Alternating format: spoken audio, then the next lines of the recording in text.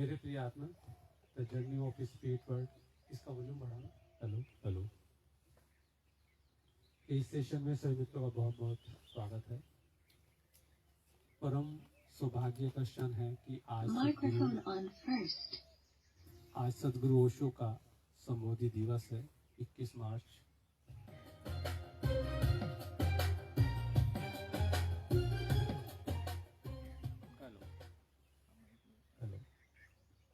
Hello hello. आज सदगुरु ओशो का संबोधि दिवस है। विशेष रूप से शिविर इस दिन रखा गया। पूरे जगत में जगह जगह पर लोग ध्यान में डूब रहे हैं, अपने सदगुरु को याद कर रहे हैं, ओशो के संबोधि दिवस को अपने अपने ढंग से मना रहे हैं। चारों तरफ ऊर्जा का एक रतूल है पूरे विश्व में कि उनके प्रेमी, उनके सत्संगी आज किसी न किसी रूप में ध्यान में बैठकर एक प्रार्थना कर रहे हैं कि जैसे संबोधि का फूल उनके जीवन में खिला, हमारे जीवन में भी संबोधि का फूल खिले, हम भी संबुद्ध होकर जाएं। और ऐसे विशेष दिन पर ऐसी प्यास मन में पैदा होना और फिर साथ में बैठकर ध्यान करना या शिविर में शामिल होना, ये भी एक परम सौभाग्य का क्षण है।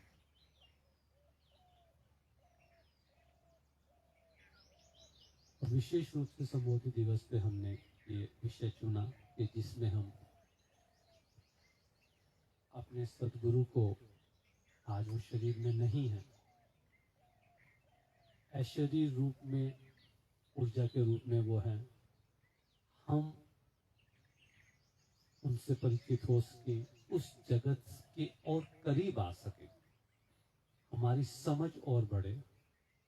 इसलिए पहले से इस शिविर को निश्चित किया गया था कि इस शिविर में हम इस संदर्भ में कुछ बातें, कुछ प्रयोग करेंगे। और पिछले 2 दिन से हम कई तरह के प्रयोग कर रहे हैं।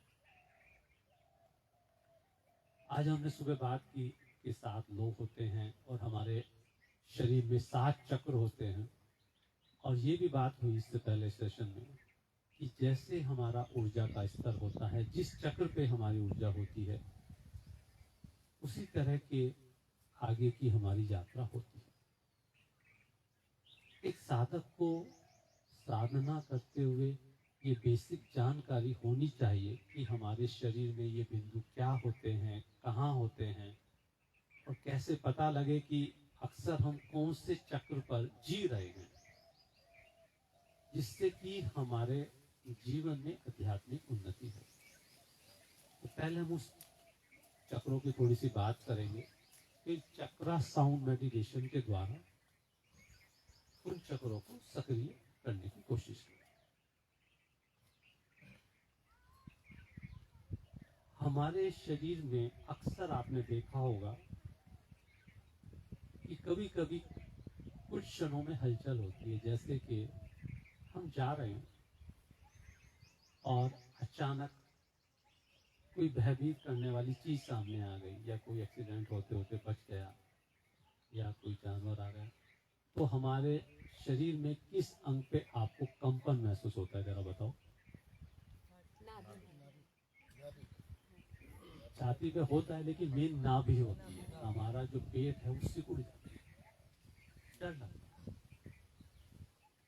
जब हम प्रेम में होते हैं तो कहाँ हलचल महसूस होती है? हार्ट चक्र। जिसके हम प्रिय होते हैं उसको हम गले लगाना चाहते हैं, शांति मिलती है। हमें तो किसी ने बताया नहीं, लेकिन अंदर से तो पुकार उठती है। जब हम बहुत ज्यादा सोच रहे होते हैं, चिंतन मनन कर रहे होते हैं, कैसे होगा, क्या होगा, विचार बहुत चल रहे हैं, तो कहाँ आपको कंपन महसूस होती है, सेंसेशन? सिर हमारा भारी होता है, कहते हैं ना सिर में दर्द हो गया, आगे चल गया बस। लेकिन ये विशुद्धि चक्र है जो विचारों का केंद्र है। जब हम बहुत ज्यादा सोचते हैं तो ये डिसबैलेंस होता है और हमें उसकी वजह से चेहरे पे, शरीर पे, माथे पे सिर दर्द महसूस होता है। जब हमारी बहुत ज्यादा इच्छाएं जागती हैं, कामनाएं, अपेक्षाएं, शिकायत, तब शरीर के किस अंग पे हलचल होती है? मूलाधार चक्र, नाभि से 4 इंच नीचे। हमारी ऊर्जा नीचे बहना चाहती है, वो बहने का आनंद लेना चाहती है। आनंद तो वो भी है, ऐसा नहीं कि वो आनंद नहीं है, सुख तो मिलता है, वरना उस तरफ एनर्जी क्यों जाती है? लेकिन वो सुख ऐसा है कि जैसे खाना खाया, खाने का तो आनंद लिया और फिर तुरंत खाने को उल्टी करके बाहर निकाल दिया। ये हो सकता था कि वो खाना खाने के बाद उसकी मांस, मज्जा, रक्त बनता और उसके अंदर से ओज और तेज बनता, जिससे पूरा शरीर हमारा सौंदर्य से भर सकता था। लेकिन दूसरा तरीका क्या हुआ कि खाना खाया, खाने का तो शौक था, लेकिन उसको उल्टी करके निकाल दिया। ये बिल्कुल ऐसे ही है कि पूरे दिन किसी व्यक्ति ने कमाई की और जो इकट्ठा हुआ रात को जाते हुए किसी गड्ढे में डाल दिया। हम लोग पूरे दिन खाते हैं, पीते हैं, अपनी एनर्जी को बचाते हैं, उस खाने की वजह से ऊर्जा बनती है, लेकिन क्षणिक सुख के कारण वो ऊर्जा को हम बाहर फेंक देते हैं, क्योंकि उससे बेहतर आनंद मस्ती को हमें किसी ने बताया नहीं, उसका अभ्यास नहीं। जब फेंक देते हैं तो अंदर से क्षणिक सुख तो मिलता है, लेकिन अंदर से क्या आता है? चिड़चिड़ापन, गुस्सा अपने आप पे, ये जो सहायक है उस पे गुस्सा आता है। और धीरे धीरे ये जब क्रम चलता रहता है तो हमारे रिश्तों में दूरियां बनने लगती हैं। अगर उसकी जड़ देखी जाए, उस जड़ को आप बात नहीं करना चाहते, लेकिन जड़ यही होती है कि पुरुष ये कहता है कि आपके लिए बहुत कुछ करता हूं तो बदले में तुम भी कुछ दो। महिला प्रेम चाहती है, लेकिन पुरुष वासना चाहता है। इसीलिए दोनों में एक जो भीतरी आनंद का संबंध है वो बन नहीं पाता। कहने को पति पत्नी, अब तो लाइसेंस है तो किसी को शेयर भी नहीं कर सकते, किसी से बात भी नहीं कर सकते। और हर व्यक्ति का जो जीवन है, अगर उस व्यक्ति का गौर से देखा जाए, बस ऐसे ही चलता है। कभी कोई उसका हाथ पकड़ के नीचे को ले जाता है, कभी पति और कभी पत्नी। इसीलिए दोनों के बीच में कोई सामंजस्य नहीं, कोई एक रूपता नहीं है। और लंबे समय के बाद फिर मन भटकता, ऐसा लगता है कि कोई हमारे 24 घंटे साथ है, लेकिन समझता नहीं। क्या कहते हो आप अक्सर? हमें तो कोई समझता नहीं। ये बात वहीं से उठती है कि जब तुम इतनी छोटी बात को नहीं समझ रहे हो तो बड़ी बात को कैसे समझो?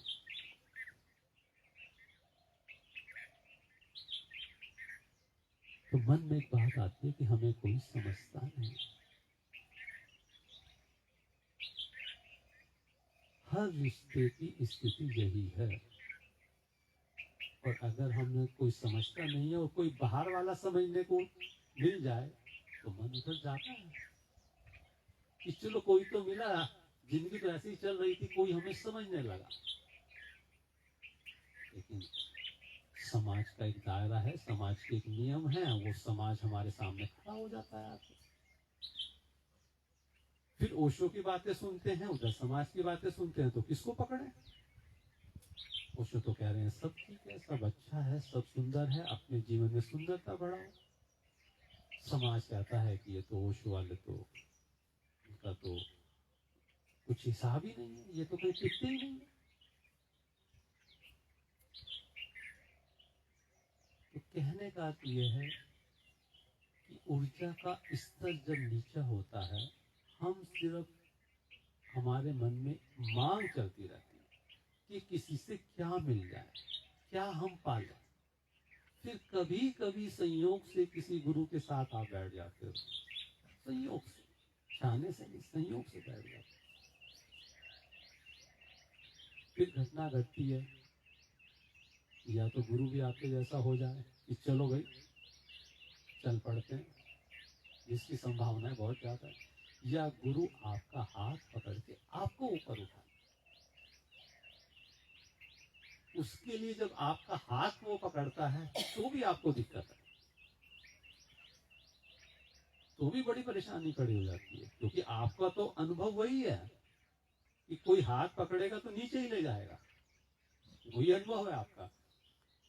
इसलिए आप गुरुओं से भी दूरी बना के चलते हो, बस उतनी ही बात करते हो, उतनी ही दूरी पर रहते हो जहां तक खतरा नहीं है। जरा सा आगे बढ़े और आपका दिल ने कहा कि अब मामला ऐसा ना हाथ से निकल जाए, पीछे हटे।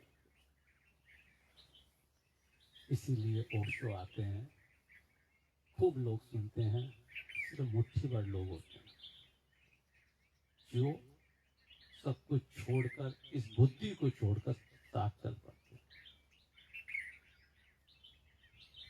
और जिन्होंने छोड़ी इस बुद्धि को, चल पड़े, ना घर की चिंता, ना परिवार की चिंता, क्या होगा जब गुरु का हाथ पकड़ लिया तो गुरु देखेंगे ना अपने आप, ये भरोसा, और तब आध्यात्मिक उन्नति शुरू होती है। अगर साइंस होती ध्यान की, सारे एनलाइटेड हो चुके तो आज। मिटना पड़ता है, समर्पित होना पड़ता है, प्रेम में डूबना पड़ता है, और एक स्थिति ऐसी आती है कि मन जिस बात को राजी नहीं है, किसी के प्रेम के कारण हम उस रास्ते को भी पकड़ लेते हैं। गुरु कहता है कि भाई ध्यान करो, मन तो राजी नहीं है, लेकिन उसके प्रेम के कारण, उसके सानिध्य के कारण, उसकी ऊर्जा के कारण हम कहते हैं कि चलो जैसे जैसे आप बता रहे हैं करेंगे। तो साधारणतया हमारी जो ऊर्जा है मूलाधार चक्र के आसपास ही डोलती रहती है। जिस व्यक्ति के जीवन में भी शिकायत है, अपेक्षा है, समझ लेना कि मूलाधार चक्र के आसपास की उसकी ऊर्जा चल। पहला बिंदु मूलाधार चक्र नाभि से 4 इंच नीचे होता है, जिसका रंग लाल होता है। ये जो रंगों की बात हो रही है, ये उन लोगों के द्वारा बताई गई है जिनकी साधना गहरी हुई और उन्होंने अपने अनुभव से ऐसा बताया कि ऐसा है। तो पहला बिंदु मूलाधार चक्र जिसका रंग लाल, नाभि से 2 इंच नीचे दूसरा बिंदु स्वादिष्ठान चक्र जिसका रंग है ऑरेंज, और नाभि से 2 इंच ऊपर तीसरा चक्र जिसको कहते हैं मणिपुर चक्र, नेवल सेंटर जिसका रंग है पीला, येलो, हार्ट चक्र जिसका रंग है हरा, विशुद्धि चक्र गले पर इसका रंग है आसमानी, आज्ञा चक्र थर्ड आई जिसका रंग है गहरा नीला, और क्राउन चक्र जहाँ पे महिलाएं चोटी करती हैं उसका वायलेट कलर, बैंगनी। इस कलर की क्यों बात हो रही है, क्यों आपको बताया जा रहा है? इसलिए बताया जा रहा है कि जब आप ध्यान में जाओगे तो ऐसा हो सकता है कि कोई विशेष कलर आपको दिखाई देना शुरू हो जाए, उसका आभास आपको हो। अक्सर जिस चक्र पे हमारी ऊर्जा होती है उसी तरह के कपड़े हम पहनना पसंद करते हैं, उसी तरह की कमरों की दीवारों को और हम पेंट कराना चाहते हैं। सफेद रंग शांति का प्रतीक है, जब सारे रंग खो जाते हैं सफेद रंग, इसलिए सफेद रंग को देख के हमारा मन शांत होता है। काला रंग ब्लैक कलर, जब संग सारे रंग एक साथ मिल जाएं तो ब्लैक कलर। तो संतों ने सोचा कि कलर का अगर चक्रों से इतना संबंध है तो हम क्यों ना विशेष तरह के कपड़े पहनकर विशेष तरह की साधना करें जिससे कि चक्रों की ऊर्जा पहुंचने में और अधिक मदद मिल जाए।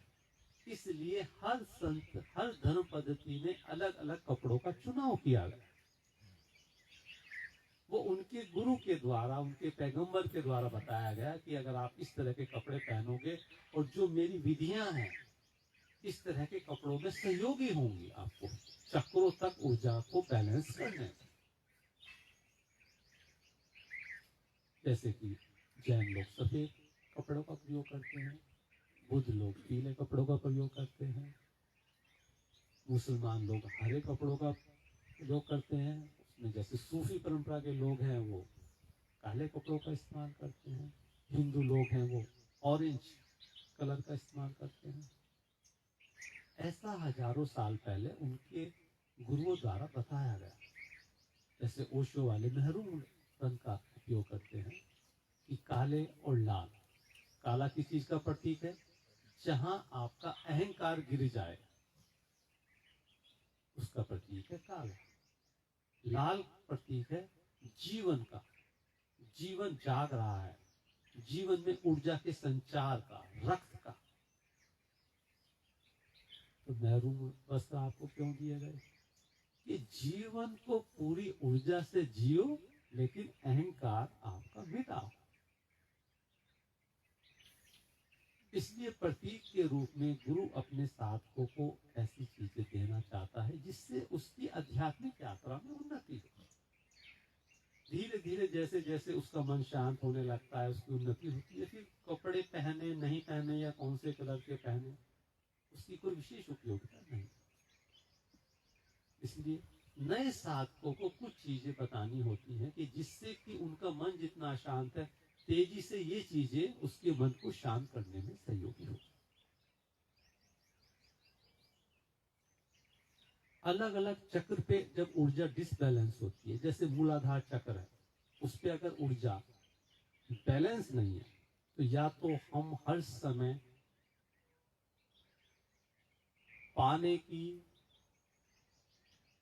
लेने की हमारी हर समय भाव रहता है। हर जगह से हम लेना चाहते हैं, पाना चाहते हैं, या हम पूरे संसार को छोड़ना चाहते हैं, त्याग करना चाहते हैं। इसका मतलब पहले चक्र पे ऊर्जा बैलेंस ठीक से नहीं करते। मूलाधार चक्र और स्वादिष्टान चक्र दोनों आपस में करीब हैं। दूसरे चक्र पर हमारी जब ऊर्जा डिसबैलेंस होती है, पहले चक्र पे कर्म, यानी कि या तो हम हर समय काम में लगे रहते हैं। अगर पहले चक्र मूलाधार पे ऊर्जा डिसबैलेंस है, या तो हम हर समय काम में लगे रहते हैं कि काम ही जीवन है, और या हम बिल्कुल आलसी हो जाते। दूसरा चक्र स्वादिष्ठान पे जब ऊर्जा डिसबैलेंस होती है, या तो हम वासनाओं में लिप्त रहते हैं, और या फिर हम उन चीजों, अपनी इंद्रियों को नष्ट करने की कोशिश करते हैं, वैरागी हो जाते हैं, दूर हटते हैं, चीजों से भागते हैं, दबाते हैं अपनी इंद्रियों को। जब भी मन अतियों पे जाता है, समझो कि हमारे चक्र बैलेंस नहीं। तीसरा चक्र मणिपुर चक्र, अगर यहाँ पे ऊर्जा बैलेंस नहीं है, या तो हम बहुत ज्यादा डरे रहते हैं, हर छोटे से काम को करने को डरते हैं, और या हमें इतना साहस हो जाता है कि हम कुछ सोचते ही नहीं है कि इसका रिजल्ट क्या होगा, बिना समझ के किसी भी चीज को करना शुरू कर देते। अति साहस। जब हमारा हार्ट चक्र पे ऊर्जा डिसबैलेंस होती है, या तो खूब भावुक होते हैं, किसी की बातों में आ जाते हैं, खूब भावनाओं में बह जाते हैं, और या हम इतने कठोर हो जाते हैं कि हम किसी से बात नहीं करेंगे, किसी से मिलेंगे नहीं, किसी से जुड़ेंगे नहीं, हमें तो अकेले रहना। जब विशुद्धि चक्र पे ऊर्जा डिसबैलेंस होती है, या तो हम बहुत ज्यादा बातचीत करते रहते हैं, बोलते रहते हैं, और या हम मौन की साधना करने बैठ जाते हैं कि भाई अब तो बहुत बोल ली, अब 3 दिन 6 दिन हम तो मौन हैं, किसी से बात नहीं। यानी मन अतियों पे जा रहा है। जब आगे चक्र पे ऊर्जा डिसबैलेंस होती है, तो हमारी संकल्प की शक्ति कमजोर हो जाती है। कुछ भी डिसीजन लेते हैं, बस 2 दिन बाद फिर बदल देते हैं। लेकिन जैसे यहाँ पे आगे चक्र पे ऊर्जा स्थिर रहने लगती है, बैलेंस रहने लगती है, हमारे जीवन में संकल्प आने लगता है, निर्णय लेने की क्षमता आती है, उसमें हम संकल्पित टिके रहते हैं कि हमने ये सोच लिया भाई ऐसा करना है तो करें। क्राउन चक्र पे जब ऊर्जा आने लगती है, तो हम प्रकृति के या अज्ञात लोक की ऊर्जा को से जुड़े रहते हैं और शुभ शक्तियां हमारे ऊपर बरसती रहती हैं। शुभ शक्तियों का द्वार है आज्ञा चक्र, इसलिए बहुत सी ध्यान पद्धतियों में सीधे आज्ञा चक्र के प्रयोग आपको कराए जाते हैं, लेकिन उनको बहुत लंबे समय तक नहीं करना चाहिए और किसी गुरु के सानिध्य में ही सीधे आज्ञा चक्र के प्रयोग करने चाहिए, क्योंकि उसके कुछ नुकसान भी हैं। जो लोग सीधे आज्ञा चक्र के प्रयोग करते हैं वहां पे आनंद बहुत आता है, क्योंकि शुभ शक्तियों का द्वार है, लेकिन नुकसान ये होता है कि हम कभी कभी कल्पनाओं में चले जाते हैं। बहुत से लोग कहते हैं हमें तो फलाना देवी फलाना देवता ये दिखाई दे रहा है, हम तो उससे बातें कर रहे हैं। तो ये वो लोग हैं जिन्होंने जबरदस्ती आज्ञा चक्र को एक्टिव करने की कोशिश की। इसलिए आज्ञा चक्र के प्रयोग किसी के मार्गदर्शन में और उसके बताए हुए समय के अनुसार ही हमें करने चाहिए। आज हम चक्रा साउंड मेडिटेशन, ओशो का मेडिटेशन है, उसको हम कराएंगे। उसके 3 राउंड हैं, 15-15 मिनट के 3 राउंड। तीनों राउंड एक जैसे ही हैं। आप जो कि सुबह से ध्यान कर रहे हैं तो आपकी स्थिति को देखते हुए उस राउंड को कम किया जा सकता है। चक्रा साउंड मेडिटेशन में जैसे ही म्यूजिक शुरू होगा तो हमें अपने हाथों को रखने के 2 उपाय हैं। या तो हम ये वाली मुद्रा बना लें कपनुमा, या शुचि मुद्रा, ऐसे बनाते हैं। उसको पहले बिंदु पे जब कहा जाएगा रखेंगे, या कपनुमा रख सकते हैं, दोनों हाथों को रखना होता है। फिर मैं आपसे कहूंगा, साउंड शुरू होगी और हर बिंदु पर एक उच्चारण करना है। सा रे गा मा पा धा नी। 2-2 मिनट सब पे हाथ रखते हुए यहाँ तक जाएंगे। फिर नीचे उतरेंगे, नी के बाद धा पा मा गा रे सा। तो 2-2 मिनट में ऊपर गए, 14 मिनट, 1 मिनट में नीचे आएंगे। उस समय हमें ये भाव करना है कि हमारे हाथों की ऊर्जा उस चक्र को बैलेंस कर रही है, ऊर्जा से भर रही है। और उस रंग की अगर कल्पना करें जो उस चक्र का रंग है, जो मैं अभी आपको बताऊंगा, तो और तेजी से वो चक्र हमारा संतुलित और सक्रिय होने लगता है। इस तरह से हम इस ध्यान को करें। पूरे ध्यान में हमारी आंखें बंद रहेंगी। इस भाव से करेंगे कि हमारे चक्रों की ऊर्जा भी बैलेंस हो और हम भी इस मूलाधार से ऊपर उठकर कम से कम नाभि तक के तो पहुंचे। एक बार आपने ये विधि सीख ली तो घर बैठे भी आपके मन में जैसे ही शिकायत आ रही है, जैसे ही गुस्सा आ रहा है, फौरन अपनी नाभि पे हाथ रख दो, नाभि के ऊपर। आप देखोगे कि ऊर्जा ऊपर आनी शुरू होगी। आप अपने हार्ट पे हाथ रख दो, आप नमस्कार करते हो, कैसे मन शांत हो जाता है। ये सारी की सारी चीजें आपको इसीलिए बताई गई थी कि कभी भी मन में कुछ ऐसा लगे कि ऊर्जा का लेवल डाउन जा रहा है, अपना आप इन चक्रों पे हाथ रखो, तुरंत ऊर्जा उधर फैलनी शुरू होती है। क्योंकि स्थूल शरीर के नीचे जो दूसरा शरीर है, भाव शरीर है, यानी जैसा हम भाव करते हैं वैसी चीजें अंदर की बदलने हैं। तो इस रूपरेखा के साथ चक्रा साउंड मेडिटेशन हम शुरू करेंगे। किसी को कुछ इस बारे में पूछना है? कोई पॉइंट्स क्लियर नहीं हो तो पूछ सकते हैं, फिर हम इसको शुरू करेंगे। सदगुरु ओशो का संबोधि दिवस है। इस भावना से हमारे जीवन में भी संबोधि का फूल, हम भी ये सोए जो जिंदगी जी रहे हैं, कभी हंसते हैं, कभी रोते हैं, कभी गुस्सा करते हैं, कभी लड़ते हैं, कभी उसी से प्रेम करने लगते हैं, कभी उसी का नुकसान करने की सोचते हैं, कभी रूठते हैं, कि कब तक कोई ऐसी स्थिति बने कि जहां संसार हो, परिवार हो, सब कुछ हो, लेकिन हम कंपित ना हो, हर चीज का मजा लें। लेकिन अगर कोई छूट रहा है, कोई जा रहा है, कोई खो रहा है, तो हम कहें कि कोई बात नहीं, शायद तुम्हारा हमसे यहीं तक का साथ था। ये कहां से आएगी शक्ति?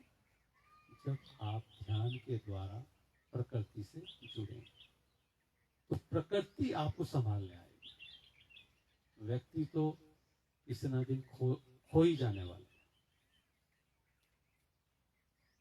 इसीलिए सच्चा मित्र कौन कह रहे हैं आप? आपकी प्रकृति, आपका ध्यान सच्चा है, जो आपके साथ जाएगा। बाहरी सब चीजें वक्त के साथ साथ छूट जाएंगी। स्वामी आपने कहा था अगर भय लगे, एकदम कंपित लगे, तो कौन सा चक्र और डिस्टर्ब होता है? जब हमें भय लगता है, हमारा नाभि चक्र डिसबैलेंस होता है। भय, नाभि के अंदर आपको हलचल महसूस होती है। अक्सर जब हम भयभीत होते हैं तो आपने देखा होगा कि पेट खाली होना चाहता है। इसलिए जिन लोगों का पेट सही नहीं रहता है, बार बार खाया पिया हजम नहीं होता है, तो वो भी अपने आप को चेक करें, कहीं ऐसा तो नहीं है किसी विशेष बात से अक्सर वो भयभीत रहते हैं। आप उसके डॉक्टर इलाज कितना भी कर लो, उससे कुछ भी नहीं होगा, क्योंकि कहीं ना कहीं वो नाभि चक्र जो है वो डिसबैलेंस हो रहा है। तो इस तरीके से अगर आप अपने शरीर की भी कुछ बीमारियों को देखें, तो इन चक्रों को हील करके आप उसमें भी फर्क पाएंगे।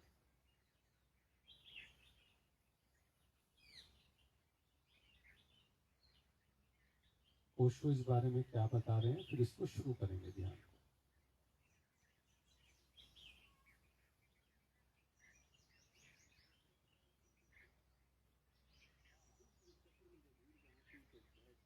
वहां का वॉल्यूम बढ़ाना।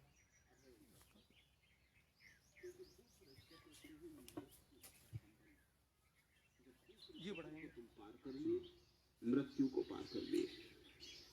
इसलिए जब भी तुम्हें भय लगता है, तब तुमने सोचा होगा, समझा होगा कि तत्क्षण तुम्हारे पेट में कुछ गड़बड़ होनी शुरू हो जाती। बहुत भयभीत अवस्था में तो आदमी का मलमूत्र भी त्याग हो जाता है। वो इसलिए हो जाता है कि भय का चक्र इतना सक्रिय हो जाता है कि पेट को खाली करना जरूरी हो जाता है। भयभीत आदमी के पेट में अल्सर हो जाते, चिंतित आदमी के पेट में अल्सर हो जाते। अल्सर का कुल इतना ही मतलब है कि भय का चक्र इतने जोर से घूम रहा है कि तुम्हारे शरीर को ही उसने पचाना शुरू कर दिया। उसने पेट की चमड़ी को पचाना शुरू कर दिया, इसलिए अल्सर पैदा होने शुरू हो गए। जब ऊर्जा भय के चक्र से पार हो जाती, तुम निर्भीक हो जाते हो, अभय हो जाते हो। मौत दिखाई नहीं पड़ती, सभी जगह अमृत प्रतीत होने लगता है। फिर तीसरा चक्र नाभि के ऊपर, उस तीसरे चक्र पर आते ही तुम्हारे जीवन में कुछ अनूठा संतुलन मालूम होने लगता है। एक बैलेंस, अति नहीं रह जाती। अन्यथा साधारणता जीवन में अतियां हैं। या तो तुम एक अति पर जाते हो कि भोग लो, या त्याग कर लो, या तो बहुत भोजन कर लो, या उपवास कर लो। बस ऐसे अतियों पर डोलते रहते। कभी ध्यान कर लिया बैठ के 4 घंटे, फिर 4-6 दिन के लिए नींद ले ली। जैसे ही तुम तीसरे चक्र पर आते हो, अति विलीन हो जाती, संतुलन पैदा होता है। जब तुम चौथे चक्र पर आते हो, तो चौथा चक्र हृदय का चक्र है। तब तुम्हारे जीवन में पहली दफा प्रेम पैदा होता है। उसके पहले तुम प्रेम की बात करते हो, चर्चा चलाते हो, वो चर्चा और बातचीत ही है। उसके पहले तुम्हारा सब प्रेम काम वासना का ही छिपा हुआ रूप है। शब्द के आवरण तुम कुछ भी लपेटो, भीतर काम वासना नंगी खड़ी है। हृदय पर जब ऊर्जा आती है, तभी तुम्हारे जीवन में प्रेम का प्रादुर्भाव होता है, काम विसर्जित हो जाता है। फिर 5वां चक्र है कंठ पर। कंठ पर आते ही ऊर्जा सत्य को अभिव्यक्ति देने की क्षमता को उपलब्ध होती। जरूरी नहीं कि सुनने वाला समझ पाए। सुनने वाला भी तभी समझ पाएगा जब उसका भी 5वां चक्र सक्रिय हो जाए। 6वां चक्र, जिसको शिवनेत्र कहें, थर्ड आई कहें, जो तुम्हारी दोनों आंखों की भौहों के मध्य में, क्योंकि वहीं से रोशनी फिर भीतर भर जाती है। जिसका भी तीसरा नेत्र खुल गया उसके भीतर प्रकाश ही प्रकाश हो जाता है, और जिसके भीतर प्रकाश है उसके बाहर भी अंधकार नहीं। वो जहां भी जाता है अपने ही प्रकाश में चलता है। उसके लिए संसार में फिर कहीं कोई अंधकार नहीं। और सातवां चक्र सहस्त्रार है। जब ऐसी मिलन की घड़ी आती, जब तुम्हारा सिर भी झुकता है और तुम्हारे भीतर का सिर भी झुक जाता है, तुम्हारा अहंकार, जब ऐसी मिलन की घड़ी आती है, जब तुम पूरे ही झुके हुए होते हो, तुम्हारा सातवां चक्र सक्रिय हो जाता है। और ये जो चक्र सक्रिय हो जाए, अपनी तरफ से कुछ भी ना किया था, सिर्फ झुक गए थे, ये भी कोई करना, और क्षण भर में एक क्रांति हो गई। खंडित वीणा अखंड हो गई। जो कल तक टूटी धार थी संयुक्त हो गई। कल तक, क्षण भर पहले तक जिस भीतर के मंदिर का तुम्हें कोई पता न था, उसका कलश दिखाई पड़ने लगा। इस जीवन को अगर तुमने काम वासना से देखा है तो ये संसार है। इसी जीवन को अगर तुमने सहस्त्रार से, समाधि से देखा है तो यही अगम अगाध है। तो अब हम बैठे प्रयोग के लिए। पहला चक्र काम चक्र है, दूसरा चक्र नाभि के नीचे है, फिर तीसरा चक्र नाभि के ऊपर, तो चौथा चक्र हृदय का चक्र है, फिर पांचवा चक्र है कंठ पर,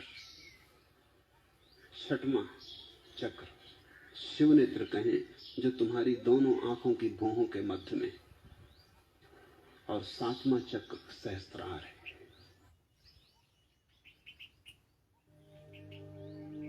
शुरू करेंगे। पहले बिंदु मूलाधार चक्र पर दोनों हाथ रखते हुए सा का उच्चारण, 3 बार उच्चारण।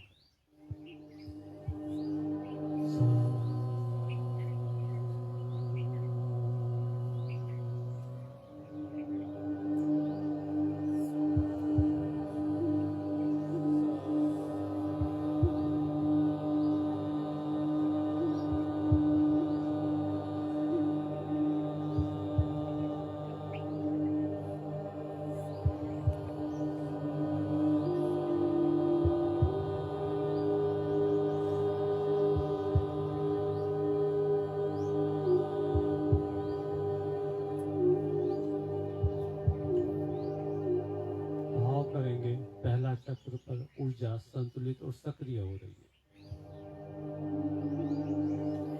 लाल रंग की कल्पना करें और अपने हाथों की ऊर्जा से उस चक्र को सक्रिय और संतुलित करें।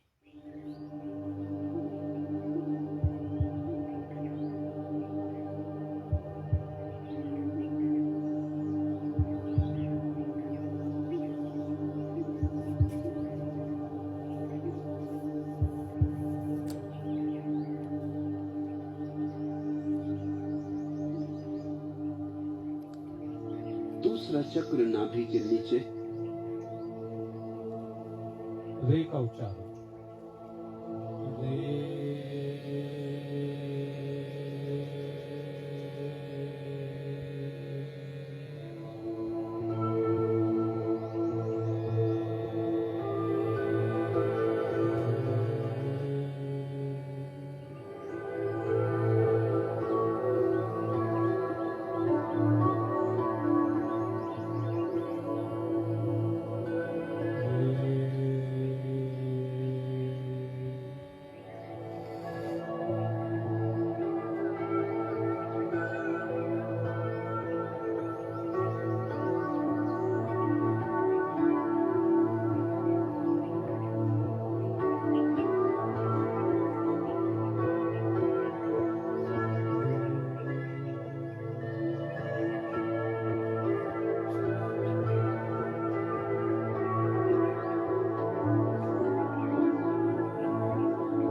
ऑरेंज कलर की कल्पना करें, दूसरे चक्र पर ऑरेंज कलर फैल रहा है।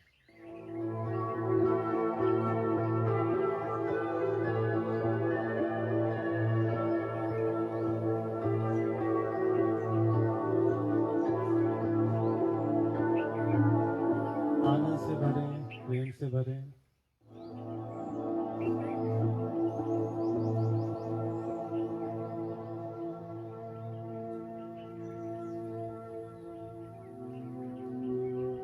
तीसरा चक्र नाभि के ऊपर, नाभि से 2 इंच ऊपर, का उच्चारण।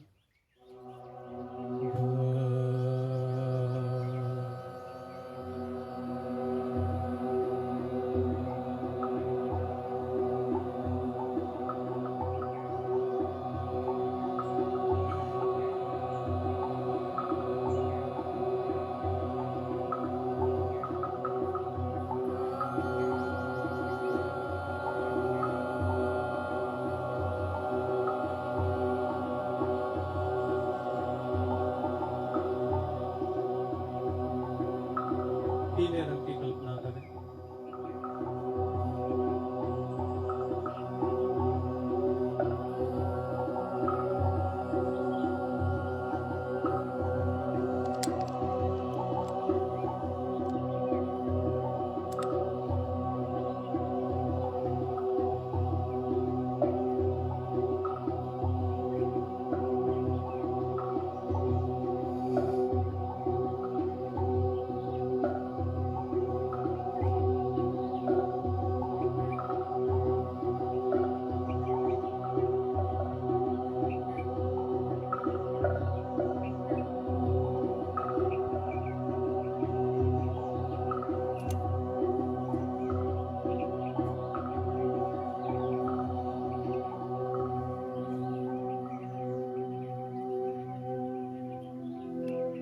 चौथा चक्र हृदय का चक्र, हृदय चक्र पर मां का उच्चारण।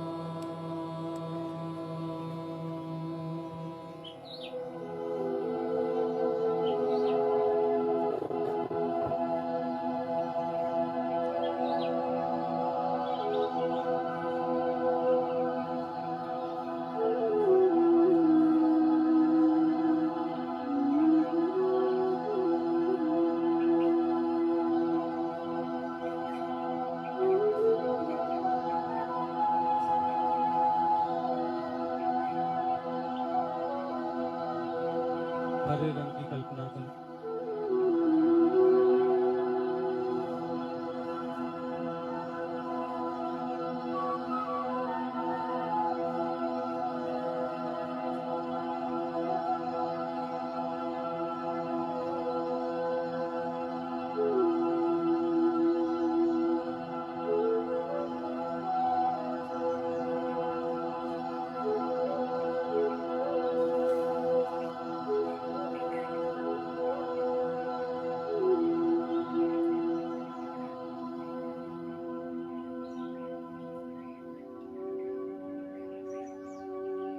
पांचवा चक्र है कंठ पर, कंठ पर पा का उच्चारण।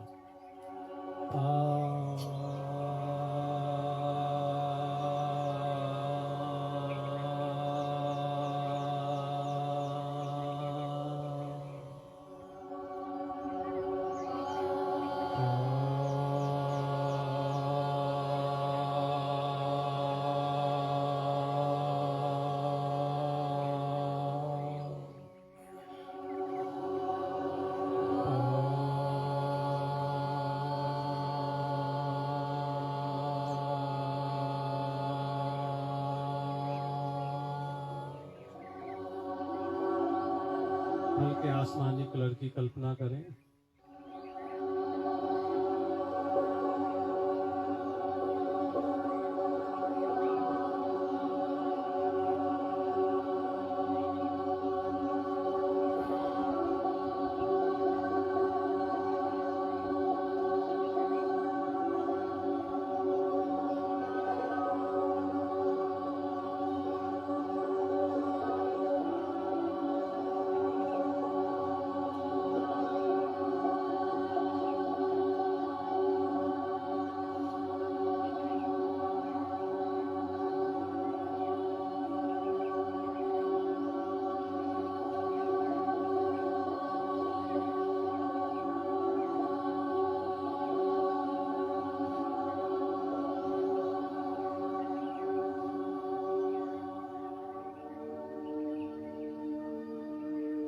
छठवां चक्र शिव नेत्र, आज्ञा चक्र, धा का उच्चारण, धा।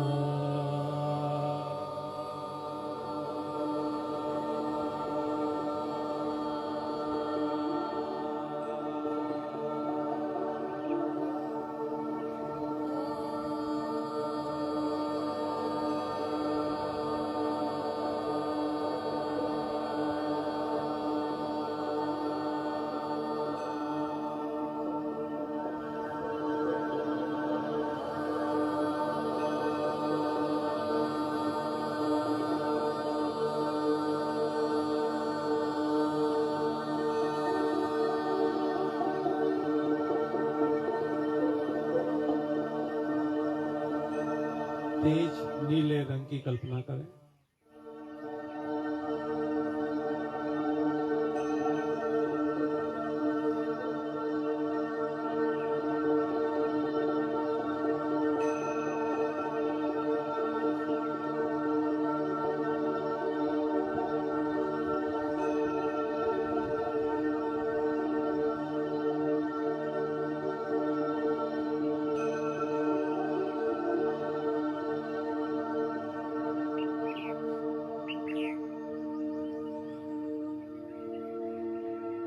और सातवां चक्र सहस्त्रार, राउंड चक्र, नी का उच्चारण,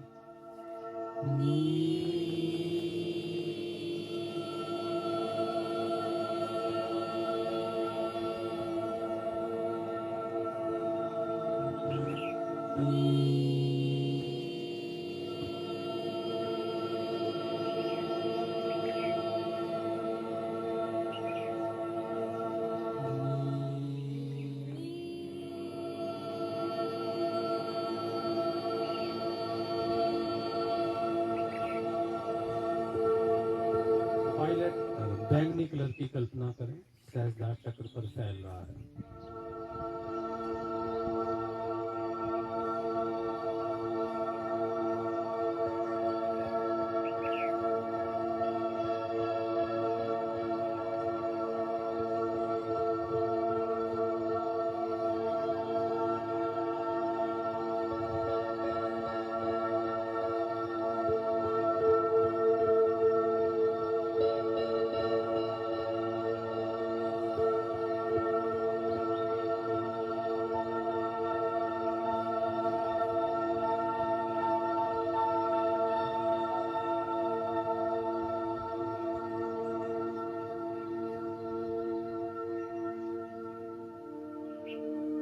छठवां आज्ञा चक्र पर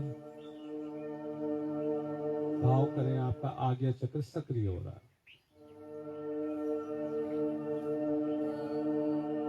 कोई उच्चारण ना करें, सिर्फ हील करें।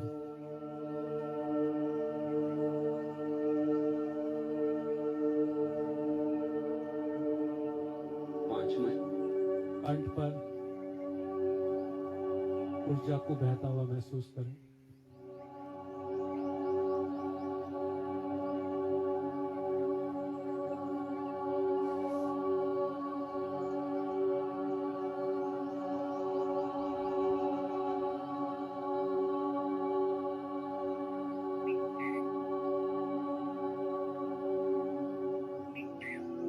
चौथा हृदय चक्र को ऊर्जा दें।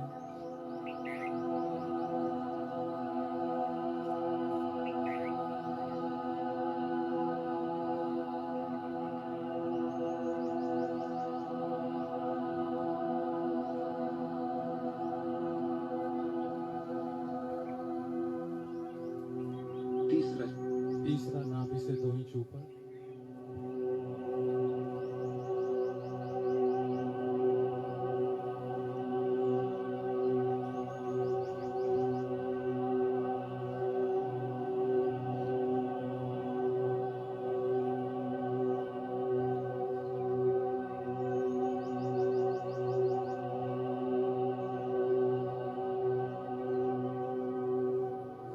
दूसरा नाभि से 2 इंच नीचे दूसरा चक्र।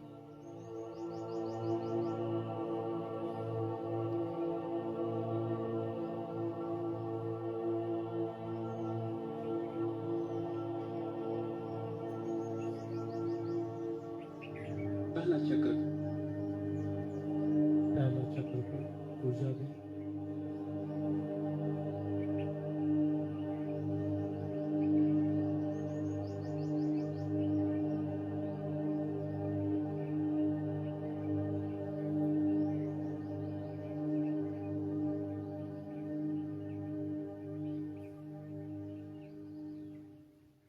पहला राउंड पूरा हुआ।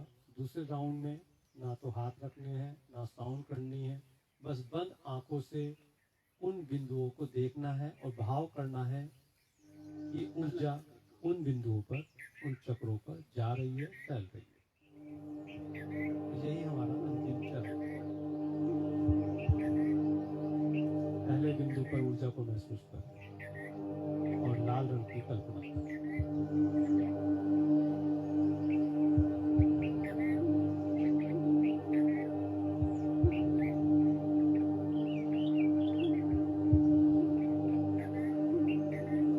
जिन लोगों को कल्पना करने में कोई दिक्कत हो वो लोग हाथ रख सकते हैं, जिनको अभ्यास नहीं है। बाकी लोग कल्पना के द्वारा उस बिंदु पे ऊर्जा को महसूस करें।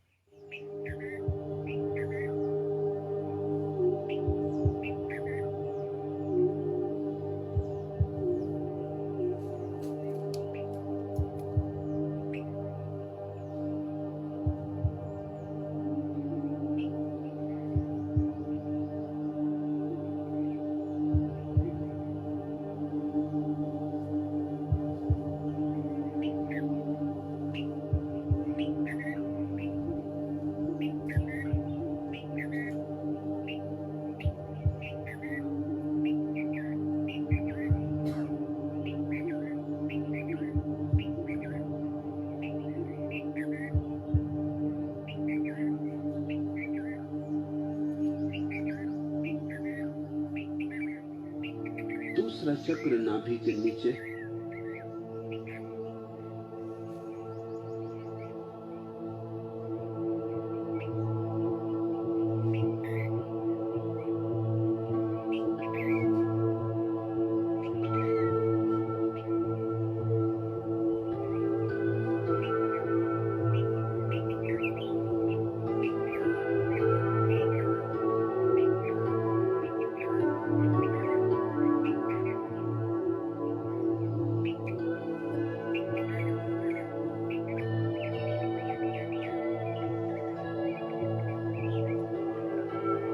आधी खुली रखें, आधी बंद रखें।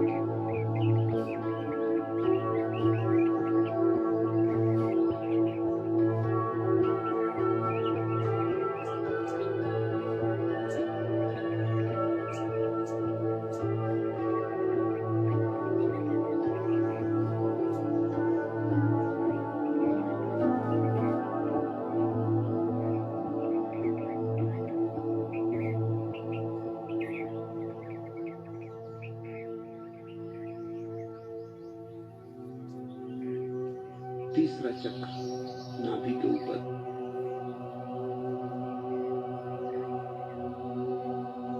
पीले रंग की कल्पना करें।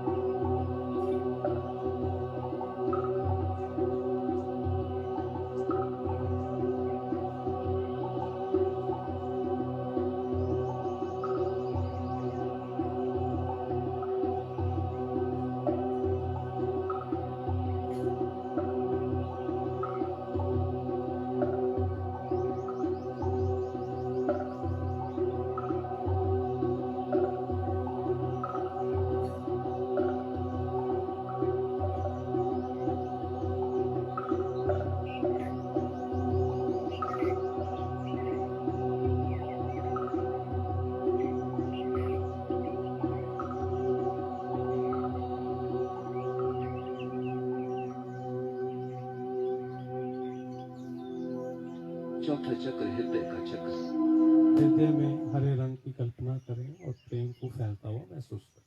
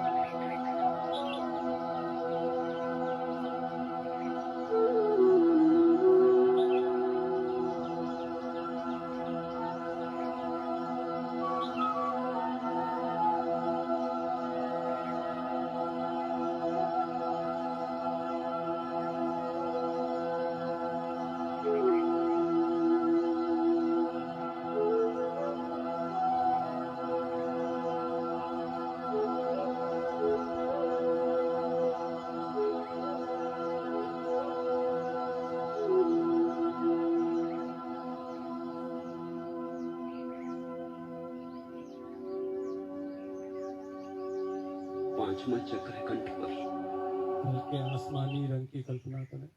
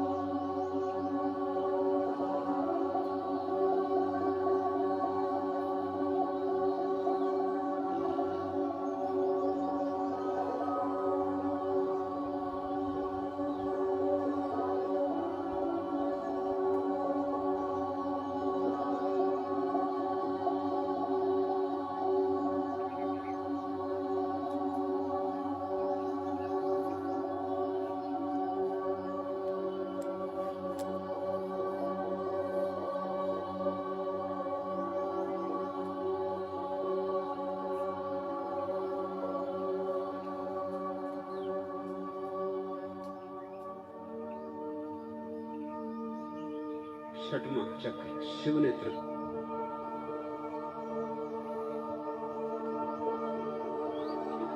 गहरे नीले रंग की कल्पना करें।